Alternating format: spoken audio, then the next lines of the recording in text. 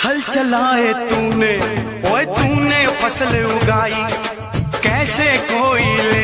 आज हम लोग लकड़ी पंचायत के दुधईबारी गांव में आए हुए हैं।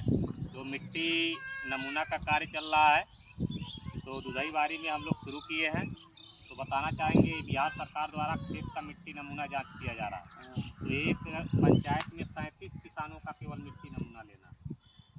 तो 37 किसानों का केवल ग्रिड बनेगा, तो गांव वाइज बनेगा। तो यहाँ पे 7 गांव है, तो इस गांव में 7 किसानों का नमूना लिया जाएगा। तो जैसे आपका हम यहाँ ले लिए नमूना, तो मान के चलिए ये 1 हेक्टेयर एरिया में ऐसे ही मिट्टी पाया जाएगा यहाँ।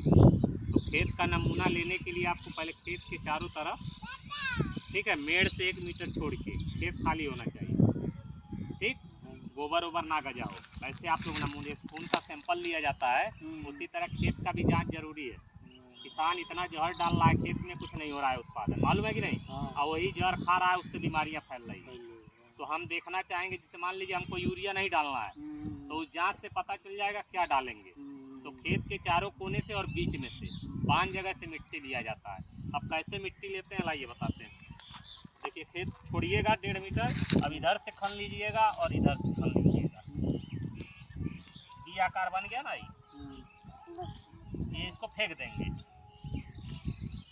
ये नहीं रहेगा, ठीक है। अब हम क्या करेंगे, इसको ऐसे मोटे परत में ऐसे निकाल लेंगे। ऐसे 5 जगह का निकाल के हम इसको फिर मिला लेते हैं। मिलाएंगे, अब मिलाने के बाद 4 हिस्सा करेंगे। 4 हिस्सा में से आमने सामने का फेंक देते हैं, फिर 2 हिस्सा रख लेंगे।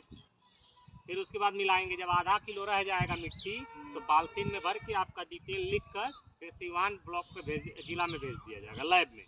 वहाँ जांच हो के 1 महीना के बाद आपका कागज आ जाएगा।